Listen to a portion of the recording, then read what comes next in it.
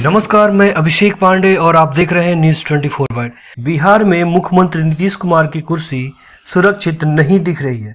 ऐसा इसलिए कह रहे हैं क्योंकि जिन दो दलों के बुत्ते सरकार टिकी हुई है उनके नेताओं का मन डोल रहा है। दोनों दल के नेता समय समय पर मन डोलने का सबूत खुद ही पेश कर चुके हैं। उनका अतीत भी कुछ ऐसा ही रहा है।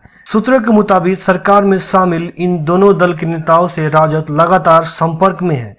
बिहार में सत्ता पक्ष और विपक्ष के बीच का फासला भी काफी कम है। अगर इस फासले में ये दो नेताओं ने कभी पलटी मारी तो सरकार पर संकट के बादल मंडराने में देर नहीं लगेगी। बता दें, बिहार में एनडीए की सरकार है और मुख्यमंत्री की कुर्सी पर नीतीश कुमार विराजमान है। बीजेपी, जेडीयू, हम, वीआईपी और निर्दलीय को मिलाकर कुल 127 विधायकों का समर्थन उन्हें हासिल है। हालांकि यह संख्या 128 थी, लेकिन जदयू के एक विधायक मेवालाल चौधरी के निधन के बाद यह संख्या घटकर 127 रह गई है। अगर विपक्ष की बात करें तो महागठबंधन में राजद, कांग्रेस, माले, सीपीआई और सीपीएम शामिल है। इन पांचों दल को मिलाकर कुल विधायकों की संख्या 110 है। वहीं ओवैसी की पार्टी एआईएमआईएम के 5 विधायक हैं। नीतीश कुमार की सरकार में शामिल हम और वीआईपी को अपने पाले में लाने की कोशिश राजद की तरफ से भीतर ही भीतर जारी है।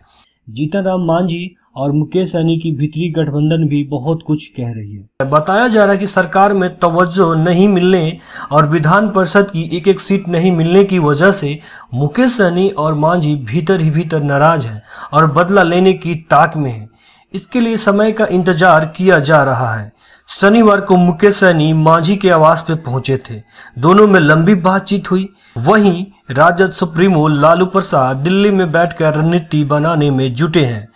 अगर राजद सुप्रीमो लालू प्रसाद की रणनीति काम कर गई तो मुख्यमंत्री की कुर्सी डोलने से कोई रोक नहीं सकता, क्योंकि वीआईपी और हम के 4 विधायक हैं।